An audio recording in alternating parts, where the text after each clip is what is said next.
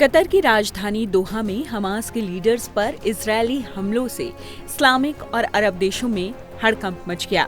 Israel का अगला निशाना कौन सा देश होगा, इसे लेकर कई देश भयभीत हैं। अब खबर है कि तमाम इस्लामिक देश मिलकर एक सैन्य संगठन बनाने की सोच रहे हैं जो नाटो की तरह काम करेगा। लेकिन क्या ये मुमकिन है? चलिए जानते हैं कहां से आया इस्लामिक आर्मी का विचार। क्या यूएन नाटो गठबंधन जैसा होगा इस्लामिक नाटो, और कैसे ये बदल सकता है मिडिल ईस्ट की रणनीति। कहां से आया इस्लामिक आर्मी का विचार। एक तरफ गाजा में युद्ध विराम की बात हो रही थी, तभी इजरायली सेना ने कतर की राजधानी दोहा पर हमला कर दिया। उसने ये अटैक कथित तौर पर हमास लीडरशिप को खत्म करने के लिए किया था। टारगेट का तो सफाया नहीं हुआ, उल्टे अरब देश भड़क जरूर गए। अमेरिकी सेना की कतर में मौजूदगी के बावजूद जिस तरह से यह हमला हुआ, उससे अमेरिका की सुरक्षा छतरी में खुद को सुरक्षित समझने वाले प्रभावशाली अरब देशों का आत्मविश्वास हिल गया। इसके बाद मिस्र ने इस्लामिक सेनाओं के गठबंधन बनाने के विचार को फिर से अरब देशों के सामने रखा। यानी जिस मिस्र के पास अरब देशों में सबसे बड़ी सेना है, वो ही इस्लामिक सेना के निर्माण में बड़ी भूमिका निभा रहा है। मिस्र ने इस्लामिक नाटो बनाने का जो प्रस्ताव रखा, वो न केवल अरब देशों की सुरक्षा को मजबूत करने के लिए है, बल्कि ये संभावित इस्लामिक सैनिक गठबंधन इजरायल के खिलाफ एक सामूहिक सैन्य प्रतिक्रिया के लिए तैयार किया जाएगा। कैसी होगी इस्लामिक आर्मी?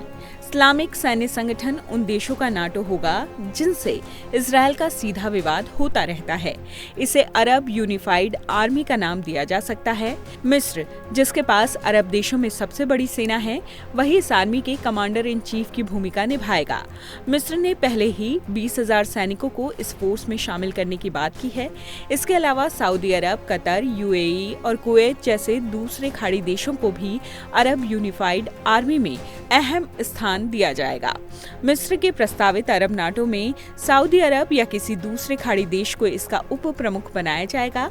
ये सभी देश मिलकर एक इंटीग्रेटेड कमांड बनाएंगे, जिनमें सभी देशों की आर्मी, नेवी, एयरफोर्स और एयर डिफेंस सिस्टम शामिल होंगे। इसमें मिस्र की सबसे बड़ी सेना के साथ साथ खाड़ी देशों के अत्याधुनिक हथियार शामिल होंगे। जैसे ही इजरायल किसी अरब देश पर हमला करेगा, वैसे ही ये इंटीग्रेटेड कमांड एक्टिवेट हो जाएगी और इजरायल के हमले का जवाब दिया जाएगा। यानी अरब यूनिफाइड आर्मी को नाटो की तरह एक मजबूत प्रतिक्रिया क्षमता और सामूहिक सुरक्षा गारंटी के रूप में तैयार किया जा सकता है। हालांकि अरब देशों के बीच इस तरह का एक सैन्य संगठन पहले भी रहा है, जिसे बगदाद संधि के नाम से जाना जाता था। इसका फॉर्मल नाम था सेंट्रल ट्रीटी ऑर्गेनाइजेशन या सेंटो। 1955 में बना ये संगठन 70 के दशक में खत्म हो गया। रही बात इस्लामिक आर्मी की, तो इस तरह का प्रस्ताव पहले भी आ चुका है, लेकिन सभी इस्लामिक देशों के हित इतने ज्यादा अलग हैं कि उनमें एकजुटता नहीं आ सकी। लेकिन क्या इस बार ये संभव हो पाएगा? ये तो वक्त ही बताएगा।